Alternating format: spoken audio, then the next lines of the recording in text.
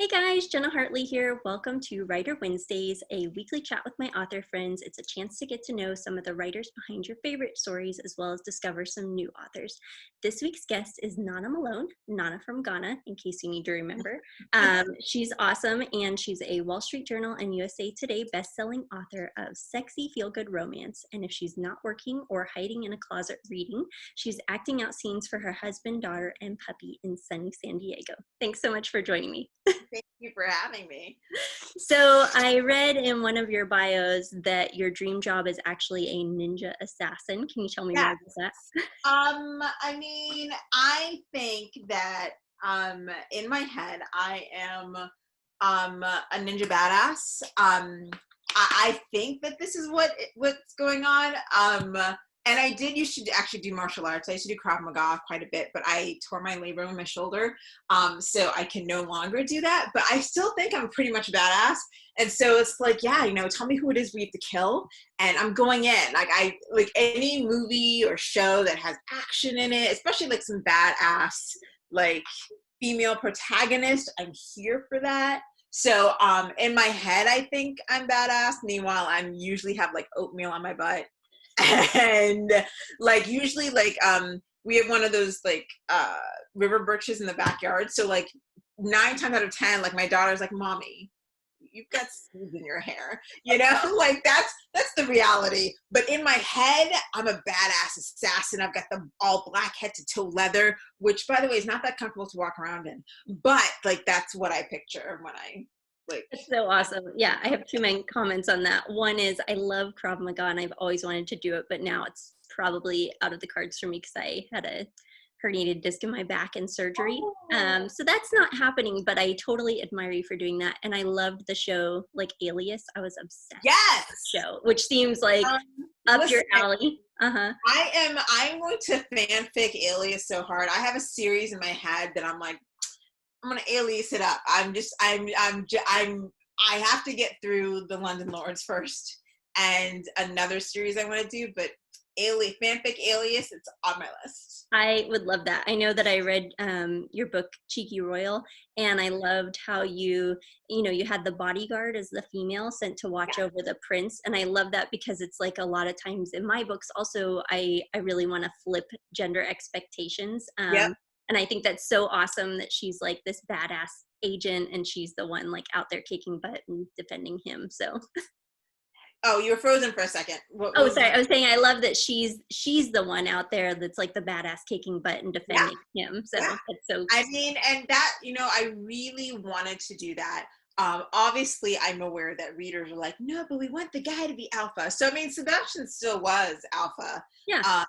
And and he could take care of himself, but I loved that it was Penny that was her assignment. Yes. And I love that she was kind of Calamity Penny. It's like before she discovered her inner badass, she was a hot mess. She was, and I think that's cool though that she's like this underdog, and then it's like she finally realizes like her potential and her power, and when she like claims that, then she can really like kick some butt. Yeah, that was my favorite part about that book. God, I love that book. Sebastian and Penny. Oh, I feel like I now need to go write a bonus scene about them. Like, yes, let's do it. You know what? Ben and his friends are commanding my attention at the moment. And then the Alias fanfic, right? Yeah. Alias. Ooh, I wanted to do that. I wanted to fanfic that show so hard for so long. I need to make that happen. Thank you for reminding me. And now I'm like moving that. I'm like, do I need to... when can I work this in? Yeah. So speaking of, I actually watched your 2019 presentation at Inkers Con, which was amazing. Thank you. And I loved all your tips for bare bones authoring and focusing on writing. So with how many books you've written and how many ideas you obviously have, what do you think has helped you most in like staying focused? And I think, as you said, like getting your butt in the chair. Yeah, I mean, obviously outside of COVID times, there are different methodologies, but I mean, the key for me before COVID was, words first. Like no matter what happens, what you have to do, what workout, like I before all the whole world turned upside down, the key for me was, just getting up. It didn't matter how early, just to get up early and put my butt in the chair. Like I dictate, so the proverbial butt, because I walk around as I dictate, but to really do that first and to make that your priority always, because and kind of as we were chatting before we started the interviews, like there's so much in the authoring world to do, and sometimes 90% of the work is other stuff, but like as long as you can frame the words first, you've got the output. That's like 90% of it, because you can't sell what you don't have, which is product, which is books. If you don't have it, you can't sell it, you can't market it, you can't do anything. But and I know a lot of people get like bogged, like they check their email first, and I'm like, why would you do that? A black hole waiting to happen. It's so funny because it's like, yeah, I think my schedule's a little bit different. Well, I tend to like to brainstorm at bedtime, which surprises Okay. me because I'm not like a nighttime person, but I feel like when I'm relaxed and like I know the house is quiet, it's like I like Yeah. to kind of have a soft lighting and like write and just like free write by hand. And then I wake up and in the morning I'm like, yeah, I got this huge head start, right? Because it's like I just type in my notes, but I'm also kind of filling in the details. Yeah. No, But and that's a huge part of writing a lot, is make your brain do the work while you sleep. Yeah, so it's like you go to bed thinking of your characters, Yep. right? Yeah. And then Exactly. it's like in the morning, I'd like to be better about getting up and working on it, but it's like I know basically I have from like 6 to 7. My daughter wakes up at 7, and then it's like from that point until like nap time, then that's when I get my groove back. So it's been an adjustment with COVID. Yeah, Yeah. I don't Listen, know this is how you're. pre-COVID. Yeah, Before 2019, I mean, eons ago. BC before COVID. Yeah, BC for sure. Yeah, no, I mean, COVID, we've all had to readjust our lives, basically. And you have a little one, so I can't even imagine like trying to I'm entertain. I'm fortunate because my parents live next door. Oh, And okay, so that's we formed like a pod. I guess you could say that's what people were calling it. I'm like, oh, that's what we were doing that before you called it pods, right? yeah, And so it's like we're fortunate that we've all been keeping the same kind of rules. But my mom has, I guess, an autoimmune disease where she doesn't okay, usually feel good in the morning. And so it's like the big bulk of the day is, we go outside, we go for stroller rides, and we're yeah, trying like a whole theme week with like, we had a restaurant last week. So we talked oh, about nice, menus and made food together and oh, nice. whatever. But yeah, I'm sure it's a struggle for you as well with Kidlet, right? Isn't that what she goes by? Yeah, Yeah, Kidlet. she's Yeah, so no, cute. she's older. She's 10.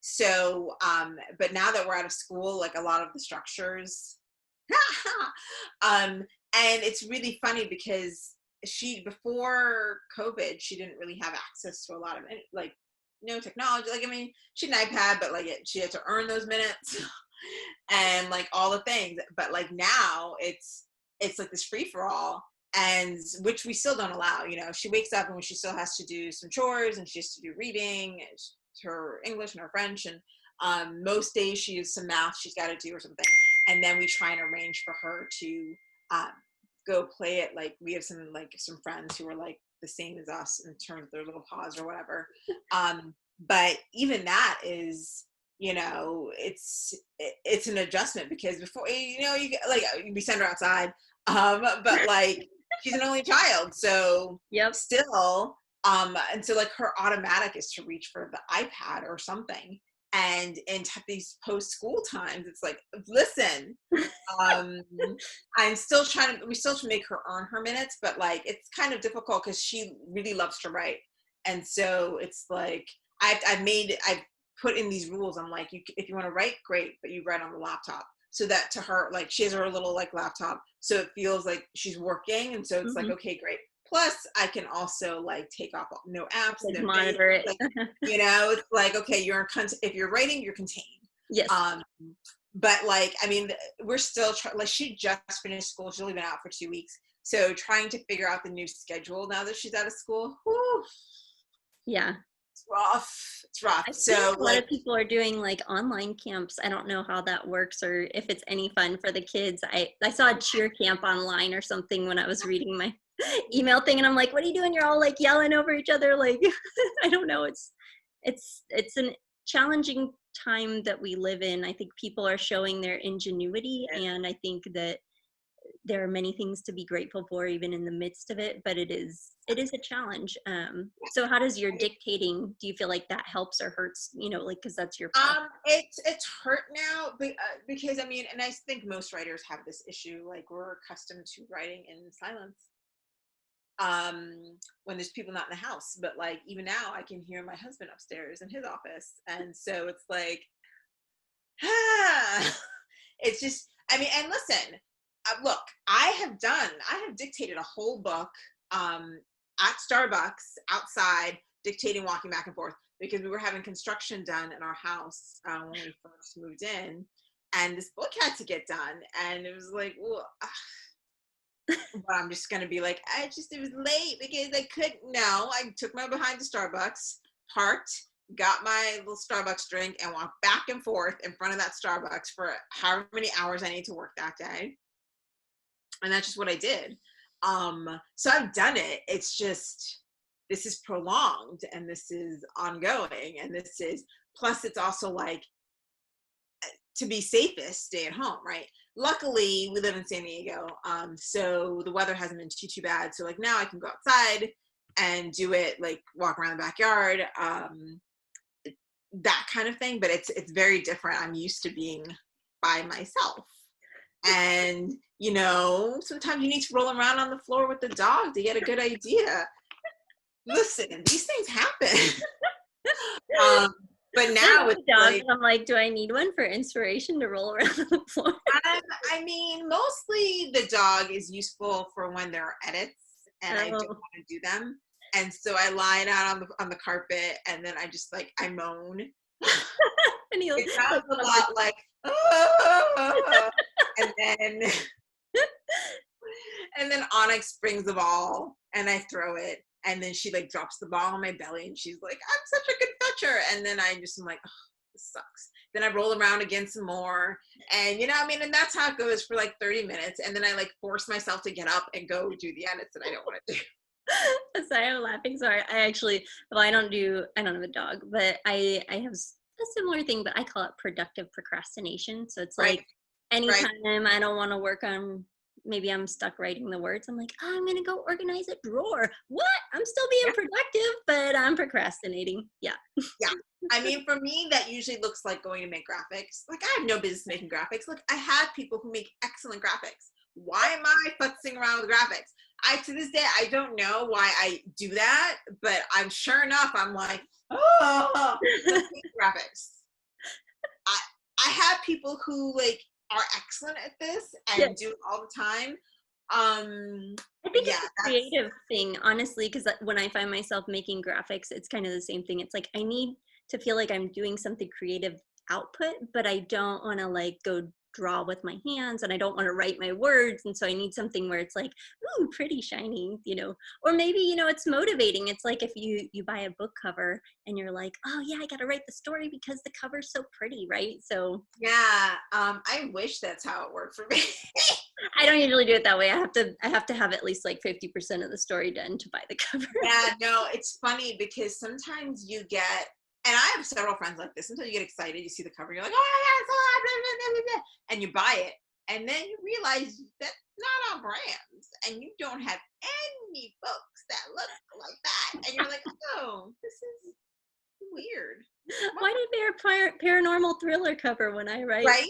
And like, I have two cover images like this, and I bought them from the lovely Wander Aguiar, and I love them. They're beautiful shots, but I'm like, I don't put couples on covers. Why do I have this couple shot? This is dumb. And then I have this like solo, like single shirtless guy, and I'm like, I do use shirtless guys, but this guy,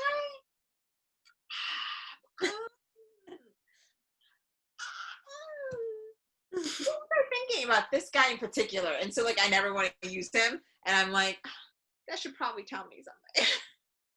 So we've all been there. We've all been there.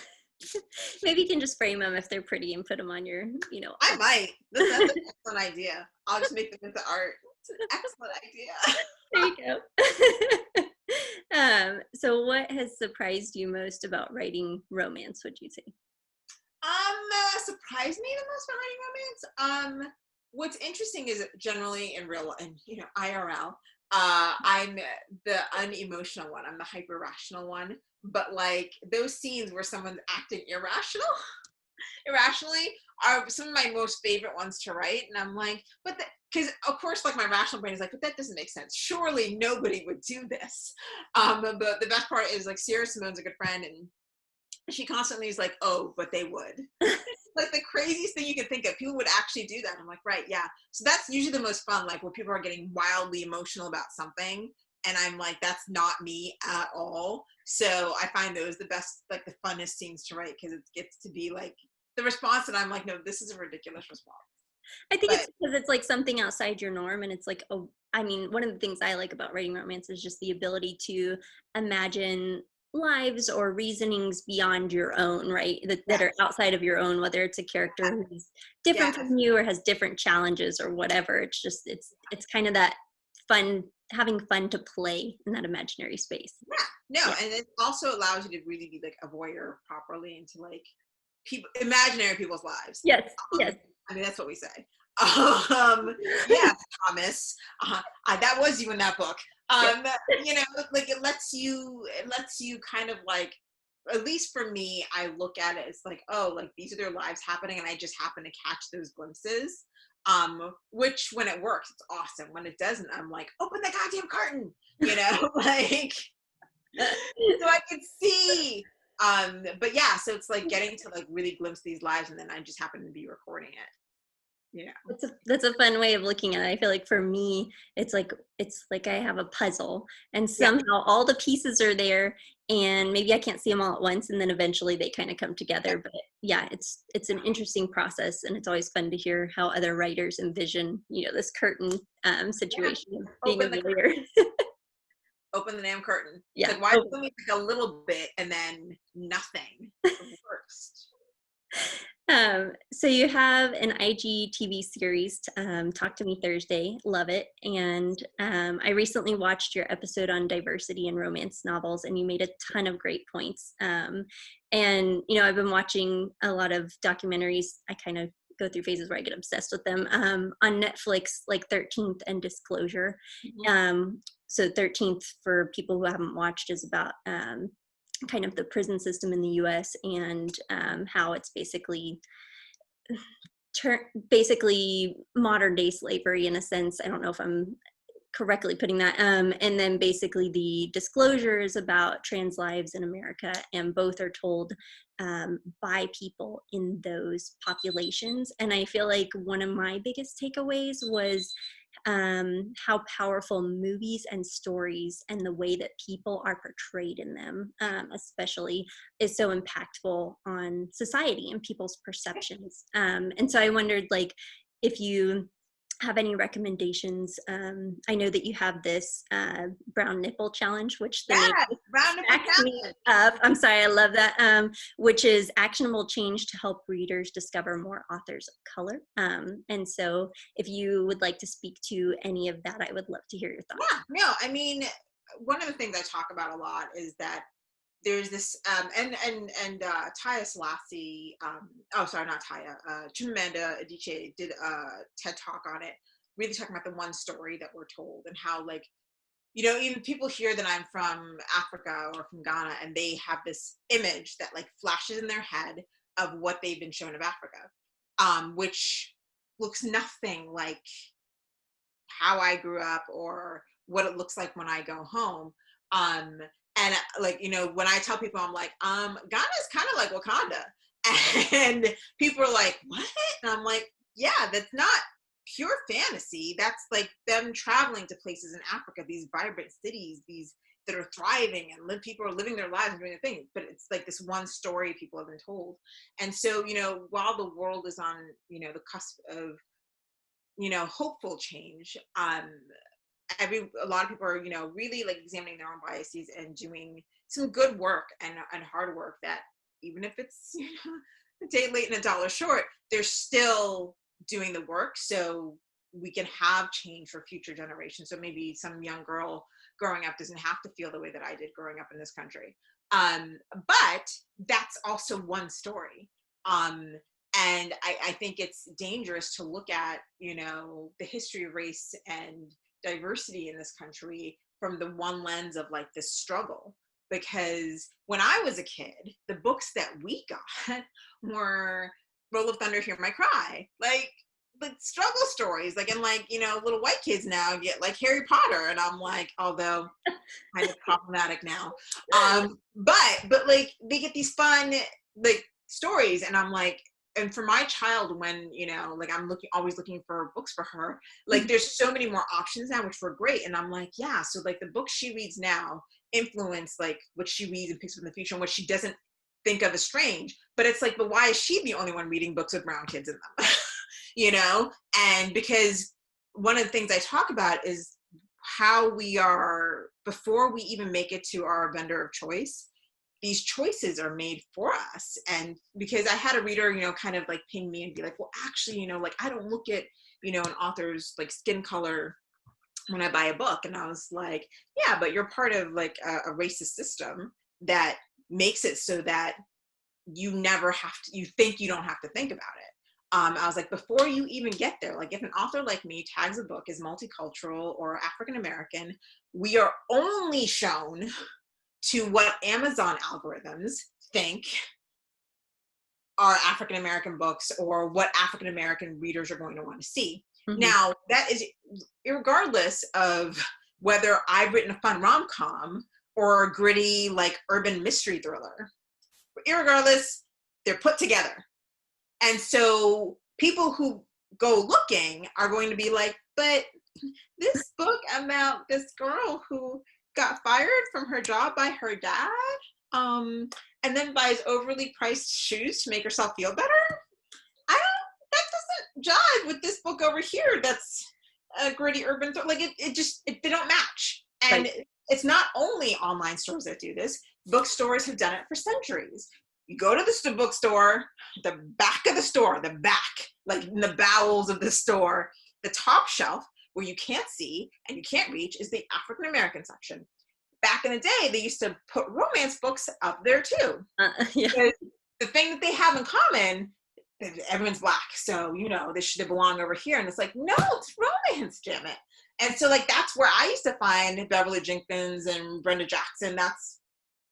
And you kind of like precariously climb the shelf that you already know that like you're like 13 and not supposed to be over there anyway.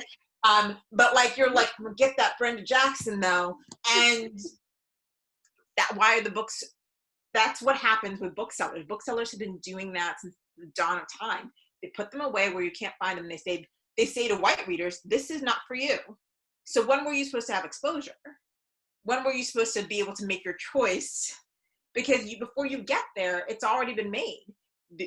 You're not seeing books by authors of color. You're just not, unless those authors of color haven't shown their face. And then it's really a flat playing ground. Maybe, because historically African American authors are offered less in advances. We all saw Publishing Paid Me. They're offered less for contracts, less in advances, which means that, and then in indie, if you've shown your face, people are like, oh, well, clearly that book's not for me. I mean, so they make less money, which means less access to Facebook ads, less money for ads in general, not an availability to pay for BookBub, which is very, very expensive.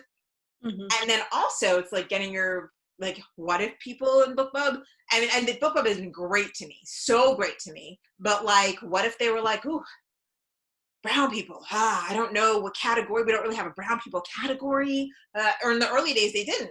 And so it's like, I'm like, no, it's chick lit. Why are you trying to, don't, and they didn't do that. I got to pick the category and people would read the book and go, no, yeah, it's absolutely, it's like, it's yeah, or it's new adult or whatever the case is. So I've been very lucky, but like all the ways people discover books, those decisions are made by economics that you are not even aware of before you're like, I think I want a rom-com tonight.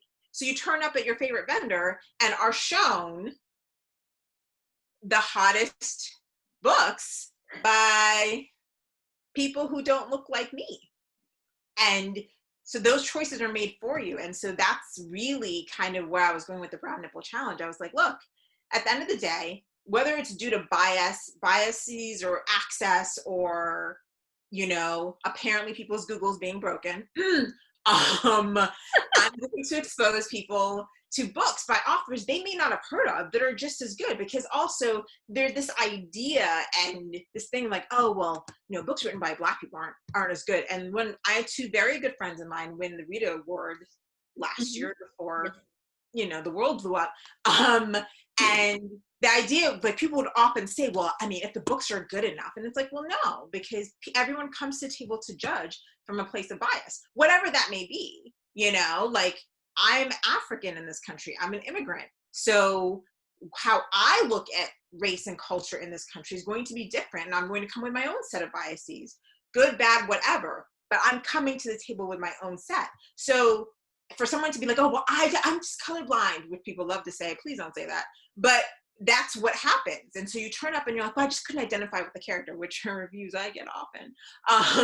And with things that people say. And that too, just FYI, but yeah, I mean, that's crappy. People are like, oh, it's gonna get, and I was like, well, look, it's not, if you can identify with a blue alien, you're gonna be all right. You're gonna, brown nipples, we're gonna be fine. And so the idea behind this is I wanted to give exposure to, and brown authors especially,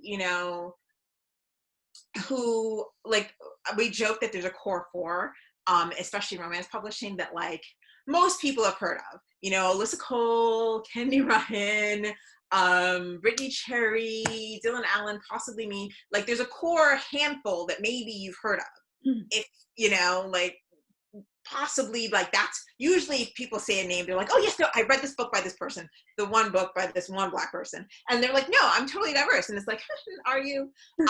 And so really what I wanted to do with this challenge, and I had a lot of friends who signed up, which I was really grateful for, but is to spread the love, because there are so many authors, many of which have been in the trenches with me for the last 10 years, that, like, I know they're there, and some of them are trad, some of them are indie. I know they're there, and I know that they're great, but people haven't been able to, people don't know they're there because they're not at the top of the list. And when BookBub comes out, they're not at the top of the list when they see a Facebook ad, because access. So I wanted to be able to really make actionable change. People say things like, oh my God, Big Ben, it's on my TBR pile. Well, that's nice. Because that's performative. And so I have no lie seen this. People, like, will name their to be read pile, they're like, diverse books. So, because what that tells your brain is other, and that tells your brain to never, ever, ever go to that pile, because I'm just not in the mood for it. But the new releases came out on Tuesday, and I discovered this new author over here on Tuesday when I have these books that I should be reading. And so I really wanted to get everyone to read books by authors who have brown nipples, and who possibly have, characters in their books who have brown nipples. And it's like, it's going to be okay. Because the first time I saw someone with brown nipples in a book, I was like 14, and I think it was like a Brenda Jackson book, and I was like, shocking. Yeah. But, it didn't even occur to me that it should be shocking. It just, I just made it was like a record scratch. Like KRS-One, it showed up at my door like, and I was like, oh, she was like me. And that was just revelatory, because I'd been, sneaking romance since I was 13. And, I was reading a lot of historical, the nipples were pink, they were dusky, they were rose colored. And so, like, seeing brown, and I was like, yes. So one of the questions, I just had my chat with Mia Sosa last week. And one of the questions I asked her was, when was the first time you saw one? Because for the shocking amount of readers who are in marginalized communities, the first, like, it's been recent the first time they've seen it. And I'm like, that's interesting, because that tells you really what booksellers and places like Amazon are, like, have really done, and, like, with that divide. Because readers, when they're like, oh, I don't even think about it, I'm like, well, you don't have to think about it, because your decisions are made for you. Like, whatever gets recommended to you, an algorithm tells you what Right. you probably like. And so for authors like me to get recommended with, the top 10, like like for us to get recommended with them is extremely, like very unlikely, extremely difficult, requires a good deal of work. And it's not easy for any author, but imagine it's not easy for you as an author, and then you're also in a marginalized community. So that's the idea behind the Brown and Bull Challenge. And so far, it's been so great. The community's been so supportive. And the one that we're doing for the month of July is Lisa Lang Blakeney, Hmm. and she her book Diesel, and it was this fun little gem. That it was funny because my publicist Nina was like, "Have you met her? She's delightful." And I was like, "Who is this chick?" Like I'm like, and I was like, "No." She's like, "No, I met her at RAM, and she's so nice." And I was like, okay. And so she's got some books that look like royals. She's like, you should go check them out. And I was looking, and I don't know why, but like, of course, my brain was like, I was like, yes, royals, but look at this shirtless guy in a football uniform. I just feel like I have to pick this up. And I picked up, and I was like, this is a delight. Yes. Where's she been all my life? And I chatted with her, and I pinged her, and I said, hey, would you mind coming on? And she was like, yeah, sure, great. So I picked her book, and now hopefully people are discovering her and going through her backlist. And I'm like, and for me, it's really important to, like I said, spread that love so that authors maybe you've never heard of, you're like, oh yeah. And I will tell you, some of the picks that these other author friends have made have surprised me. I'm like, I didn't know this person existed. So even I'm learning and being like, like some of the great picks, Sierra Simone posted hers the other day. She picked Zenny by Rebecca Weatherspoon, who is a friend of mine. So I do know Rebecca, but I was like, I hadn't read Zenny yet. And I was like, you know what? It's like forever on my, it's somewhere on my to-be read pile. And I was like, I'm going to read Zenny now too, So I think it's a great way to do some good and something actionable, because women, especially women of color, because a lot of authors will put, men of color in their books, and that's great, but men don't read romance. By and large, I was gonna say when it comes some, to yeah, me, by and large. by and large, romance is written for women by women, and Yes. so women like me need to see themselves. And so I think that's extremely important. I think it's fantastic when I'm like, when I get surprised, I'm like, oh, look, there I am on the page. This is great. But also like the idea of holistic love. Yes, there's a lot of work to be done, and there is struggle and there is pain, but there's also love and joy and fun and excitement, and just out here living our best Black lives, just being Black Yeah. or brown, Asian, just Right. living, just being normal, happy. Right. There is this stuff over here, but that doesn't, and it is part of every day, but that's not the whole story. Right. And so this whole holistic view of like, I mean, I'm like, Michelle and Brock, like, they had a whole life before he was president, Right. and they have a whole life now, living Right. their best lives, and like found love and happiness. So like, I wanted to make sure that all the people have access to all the story and are not just doing half the work, because then it's like, it lends towards like pity and guilt and, oh my God, no, there's also like all this joy, and you need to be aware of it.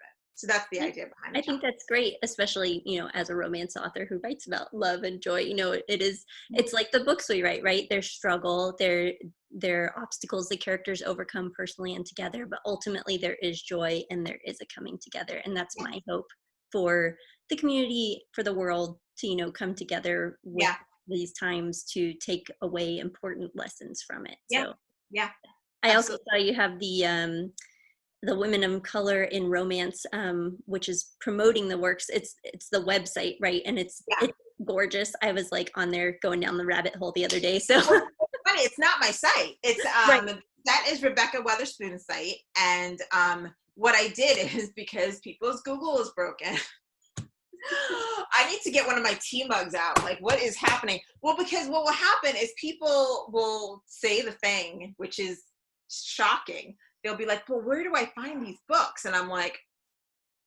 Black um, romance authors, women of color in romance. I don't know. yeah, I mean, like, when people go, but like, oh, or like, people be like, but where do I find books written by like Black authors? And I'm like, is your Google broken? And people will ping me to ask this question, like, I want to be more diverse, but like I don't know where to start. And I'm like, Google. Or this website. Yeah. Yeah. Or Or the like brown nipple if I'm challenge. being generous. And so when I started the brown nipple challenge, so because I did get some questions, they were like, this is great. So they wanted to pick one of the core 4, and I was like, nope, taken. Like I want, they're all my friends, so like I want them to have much success, sell many books. But also I want to make sure that the love gets spread, that like people realize that it's weird that there's only 4 that you can name off the top of your head, but I can name like off the top of my head in the next 30 seconds 30 authors who aren't brown. And so it's like, let's fix that, because people are like, oh no, okay, what about this book? I'm like, no, already taken, already taken, already taken. And so like people were just like, but I don't, where do I? And I'm like, oh my God, your Google's broken. Try this website. So I just was like, let me put up the website so authors and readers can sign up for the challenge, and then they can pick a book. Like, and Rebecca did a great job, because you can find billionaires, you can find small town, you can find cowboys, like What I loved about it was like the ability to search by character, hero type or genre or whatever. yep, And it's like, heck yeah, like give me that. Yeah. like whatever you want or need. And many people have said to me, like, thank you for that, because that helps me be like, it's not like, how you like kind of used to go in blind to the bookstore, and then you just go to romance and you're like, you look at the covers, and then you stopped at one that seemed okay, and then you picked it up and you're like, please be good, please be good. And you turn around, look at the blurb, and you're like, oh, and then you got to put it back, and then you like do that. So like this takes that away, because it at least tells you the genre, and you're like, I really want a billionaire right now. So it's like, or if Yeah, it's I'd really love a billionaire right now. just The way you said it was just so up funny. It's there. like, just be Yeah. a billionaire, man. Not in a book, but just in real life. But yeah, I mean, I think it's Yeah, billionaires in real life, they don't look how we think that they should. So that I'm like, but you're a billionaire. Why don't you have 6-pack? Like, this is weird. you have the money to hire Right? someone. Yeah. Like that's my thoughts. But I mean, so yeah, Rebecca did a great job. The site, I mean, and she's had the site for years, and so it's been really, really great. And as authors, you can submit to it. I mean, I've had a few authors also ask me, like, well, how do I get considered? And I'm like, I'm not picking the books. Like, I mean, I'm picking my books. So what I wanted authors to do was to look at their genre and like really think about what they write or have written, and so that their readers can make a leap, Mm-hmm. right? So that it's not a big leap. It's like if you write small town romance, and then you're like looking at some erotica author, that makes no sense, and your readers are never going to make that leap. Right. You want another small town romance author, and so like trying to get people to be like, oh right, yeah, that makes sense. So that it's like people are like, oh, I love so and so, that means I will also love so and so. Right. And then read it, and then the key important thing is to discuss it, because readers want access to authors. They do. They love talking to their favorite authors or finding out about their favorite authors.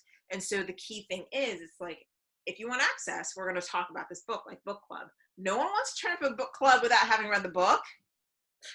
So that means they bought it from the library, they did the work of reading it, and then they're going to get to talk about it, which those are the key steps. And taking those books off the to be read pile into the read pile is the Yes. ultimate goal. Yes.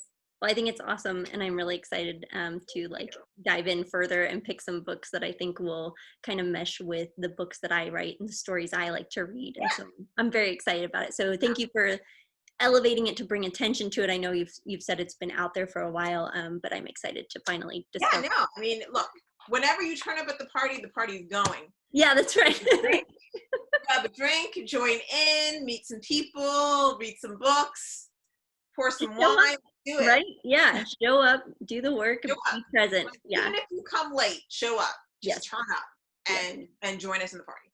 Yes. So I also wanted to talk about your daughter Kidlet for a second. I think she's so freaking cute. She's like a mini me of you. Well, I don't know if you feel that way. It's funny. I look at my daughter and I'll see pictures of her and me at the same age, and I'm like, wow, she looks like just like me, right? I'm really waiting for her prolonged awkward period. Like I'm like, I need that to kick in. Middle school for me. Yeah. I mean, I know I was awkward looking from like age 7 to like 21. So like it was I learned to pluck my eyebrows really at 21. It was like, okay, yeah, eyebrows. Whew, that's the thing. I But think yeah, no, you're totally like gorgeous and fabulous. Not that you need my validation, but I'm like, and your daughter's just beautiful, and I think thank uh, you. personality and the love you give, or just the it seems important to you. She seems very important to you, and I love that she like talks about the book she reads, and I Yeah, guess well, I we were just having that conversation the other day because she's been reading, obviously, but like I was like, we have to take time and do this, and she's like, "Mommy, I'm busy reading," and I'm like, I I don't. feel ya. I mean, she's so sassy, man. That kid. This is the problem with kids today. She's so sassy. She's like, "Mommy, I'm too busy reading," and I was like, she's like, "My fans can wait," and I was like, "Okay." I could totally picture my daughter doing that, and like, well, yours is older than mine, but mine is very strong-minded, opinionated, independent. Yeah, yeah, yeah. That was kidlit. I mean, and it's funny. She's, as a mom, I'll say the thing where it's like I'm so proud of the kid she's grown into. It's like she loves to write. If a book doesn't have kissing or action in it, she doesn't want it. And I'm like, Amen, Hallelujah. You are my child. She wakes DNA up, genes are strong, yeah. she wakes up in the morning to write. It's the first thing she wants to do, or read. It's the first her first thought. And like I couldn't be prouder of like just watching her. Like it's just she's coming up. She's like, "Mommy, read my story now." And I was like, "Don't you?" Like, of course, I'm like, "Don't you want to like wait till it's finished?" No, start. But then she leaves me on these cliffhangers, and she's like, "Well, now you know how it feels." And Yeah. I was like, I feel I attacked. was gonna say you are a cliffhanger queen. I do love a good cliffhanger, but I mean, my 10-year-old shouldn't do that to me. I mean, I feel like it's like payback's a biatch, right? Like you get it. I mean, it's funny because my daughter, I guess earlier this summer, she started this whole like, I want a story from your mouth. So she was saying, I want you to tell me a story you've made up. So we get into this whole thing, and she's really into this, like especially at nap time, and she's obsessed with Charlie Puth, the singer, and Peter Pan okay. right now. So we have these really interesting mashups where she'll be like, "It's Charlie Puth's birthday," and so I'll be like, "Okay, he's going to Neverland," and she's like, like riveted. It's awesome. But it's really funny because she's also obsessed with this like big plastic dinosaur. Like she acts like he's her little pet dog. And she'll like feed him. So she tucks him in at night in her closet on a bed. And then she's been telling him stories, and she'll be like, "And once upon a time, there was a beautiful princess named Jasmine, and then she met this stranger." It's like, it blows my mind. I mean, I'm sure it's like you with your daughter, just like the stuff they come up with, their creativity, I creativity. mean, emulation is so funny. I mean, I still remember Siaki. She was okay, but she was God. I mean, she must have been 3 because maybe 2 or 3. She couldn't read yet, and she'd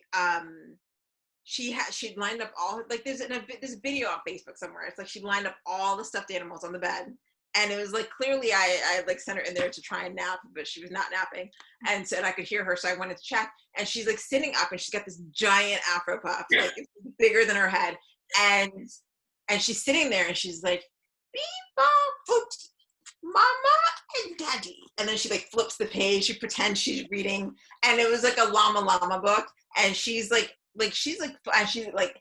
how especially to children we enunciate and we move our mouths so they can learn like the movements to talk, and so she's like moving her mouth.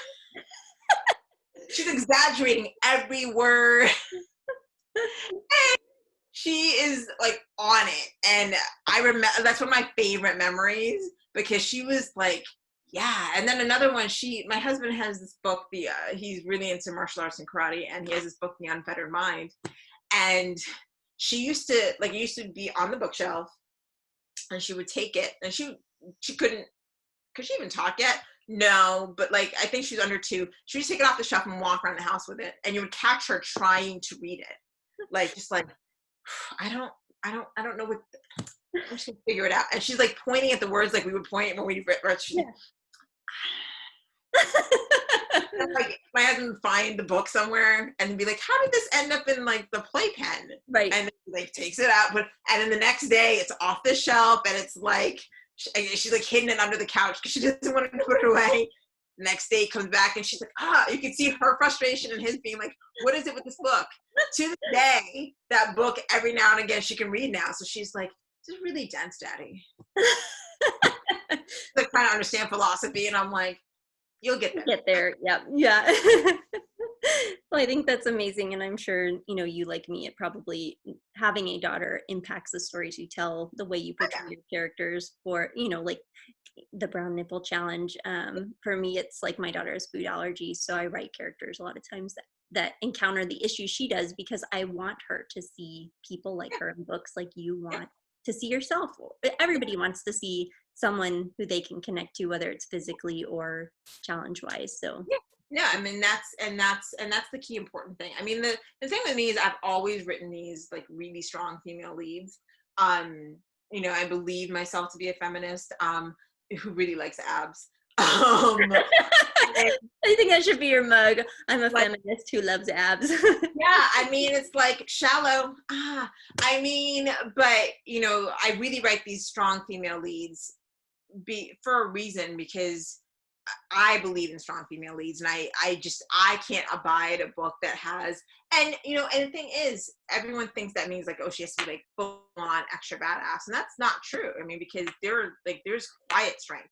But every single one of my characters, no matter what, like if she's not strong, I don't like her, and I cannot continue writing her until I fix her ability to be strong and like to really stand on her own 2 feet, whatever the situation is in the book. Like I can't get behind her until I'm like, okay, here's your badass moment, whether it is actually physically kicking ass or mentally kicking ass, or like overcoming some like Herculean challenge or whatever the case.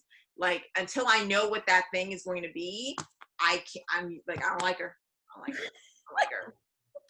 Because like that's what I want, and it's really great because with Kidlit, I'm watching her and like the kind of books that she loves. She really gravitates towards. She loves the Arusha series, and it's like full adventure, but it's a girl, and I'm like, yes, like she really gravitates, and she like loves those books, and I'm like, yeah, and like luckily, most of her books have female protagonists, and a good chunk of them are brown, and because like we've made that that concerted effort to make that happen, so that she's not just reading about boys on adventures. Like, let's read Yeah, about I mean, I can remember being a kid, and it would be like every year for Halloween, my mom would be like, what do you want to be? And I'd be like, Batman. And it'd be like, the boys always have the cooler costumes. I want to be the that. kid. Right?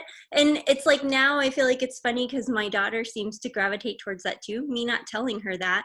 And I think it's so great that like there are a lot more female role models that are the butt kickers, like an Alias or what. Not that she's watching Alias by any means, but I'm just saying, it's nice that things are shifting where girls can find those strong role Yeah, models no, at absolutely. every age, not just older. So Yeah, no, absolutely. And it's so important, and it's like, and you find that like misogyny is like baked deep in so many things, like this things that you didn't even realize, and it's like, well, why are we not publishing like more books with like these like strong female leads? Like what? But also in like, well, I mean, we write romance, so like it's always funny. People want like they're like, but the guy has to be alpha, and I'm like, oh, he can be alpha all he wants, but she's gonna be kick ass, yeah, and she's not gonna bend, and she like it's gonna make for great tension. He can still be alpha, so it's like when I wrote Cheeky Royal in particular, I was like, she's gonna be the bodyguard. I think I had people be like, but I mean, I hope I did a good enough job of like showing Sebastian as alpha in his own right. Like I don't write alpha real well. Because I don't love alpha. I'm like, because don't like try to in real dominate life, me. in real life, like I would just be like, you're a dick, like. You almost made me spit my water. I mean, in real life, someone's an alpha. I'm like, you're just a dick. Is Yeah. that what your problem is today? Okay, you woke up on this side of asshole. Awesome. So like, that's what would happen in real life. So like when I write, I don't generally some characters come out asshole all on their own. Other characters need thing to asshole. Oofing to asshole. It's like, where are they on the scale? Let's push them up a little. Yeah, you just like increase just a smidge, a little smidge of asshole with breakfast. So, but but because you don't want your like strong heroine to end up with, a guy who like, because I don't want Undeserving. that in real life. I Yeah. mean, listen, I complain when my husband says no to things. I complain. I don't like it. And let's not tell him. We're not going to tell him. We're not going to disclose this. This is just between us girls. But it makes me happy to know that I can't like push him over. It's not like he actually says the word no, because that would be hilarious.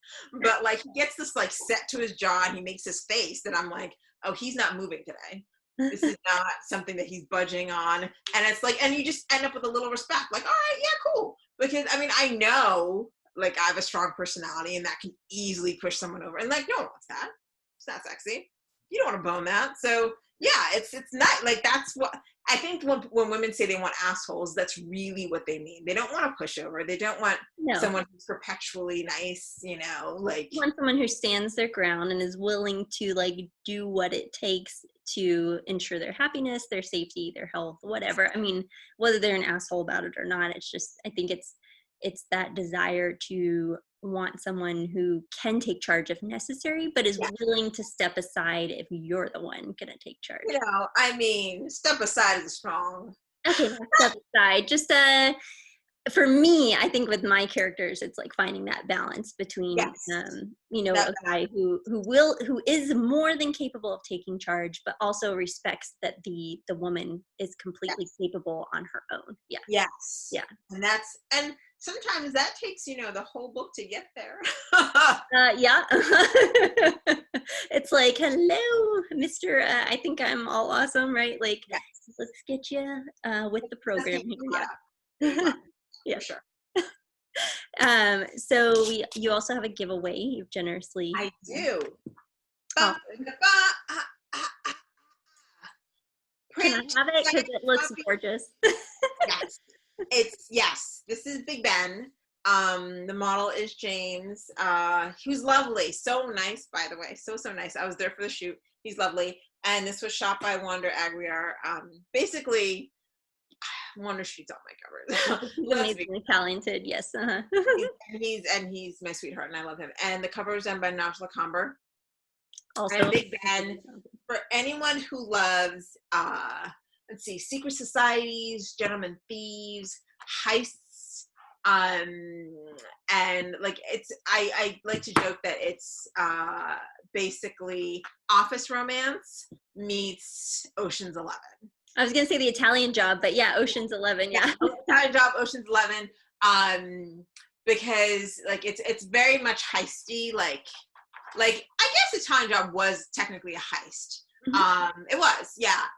But this is like less, like this is like more luxe, right? Okay. So like Italian Job was like, like they're all, a little rough around the edges. But this is like luxe, like Danny Ocean, Rusty, like all of them trying to figure out what they're gonna do. Mm-hmm. So that's the vibe I was going for. And it's got like a good, strong secret society thread, which I'm obsessed with secret societies. So research was really fun. And I'm like, got to figure out, like, it's so funny. Right? Is what you're thinking. Basically. And so like research on secret societies is hilarious because like everyone knows they exist. Not so secret. And they're not so secret. And you're like all the rituals, like obviously, even a lot of them are not so secret. But luckily I can make up my own. But it was just really fun doing the research for this. And then obviously it takes place with the name Big Ben. It takes place in my favorite city, which is London. So this bad boy is up for grabs, giveaway. Yes. So there will be a post. You can follow both of us on Instagram and just comment with the secret phrase "family jewels." Sorry. So sad I did not put that in the blurb somewhere. Oh. Maybe it can be the title of your next book. You don't have one with that title, do you? No, I don't have Family Jewels, but all the books are titled thus far. Obviously, all of them are a take on the names of the boys. So Big Ben, the benefactor for her benefit. And so I feel like I want to do like a contest to see if people can name the next books. The first one for East book is up for pre-order. So that one is called East End, but it's East and then Bridge. So I want people to tell me what they think the titles are going to be. That should be fun. So That's yeah, awesome. I Maybe just you can do write something off. with Gem, like Gemma, and then I don't know. I'm Ooh, going I to like stop there before it sounds worse and worse. So before you go, I have to ask what 3 things you're grateful for today. For those who have read my book, Unexpected, it's a nanny single parent romance, but it's actually a twist because the guy is the nanny. And yes, I have so a book like that too. Yes. yeah, so he takes care of a little girl, and every night he asks her this question. And so I thought it'd be fun to hear your response. Oh, I'm grateful for today. I'm grateful for the trainer who, as we maxed up, kicked my ass.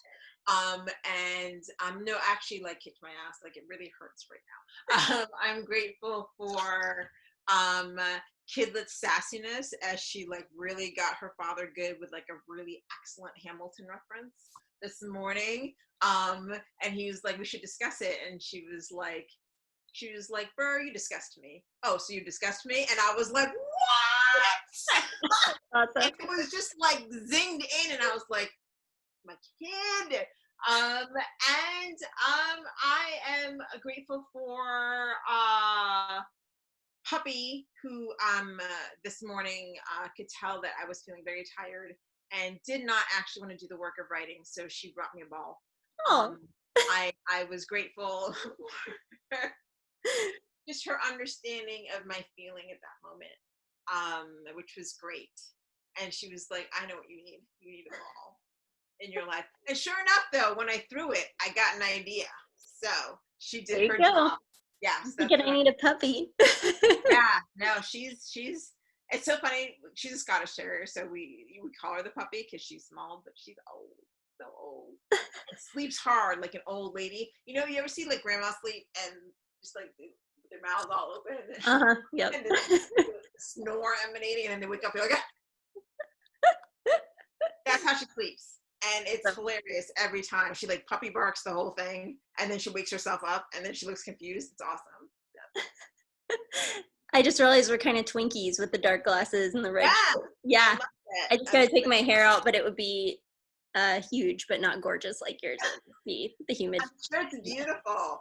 I'm sure. Yeah, it was before the humidity hit it. I mean, just embrace the curls, embrace them, because sometimes there's not anything to be done about it. Like, I mean, I was like trying to like smooth out some frizz, and I was like, "Oh, I give up."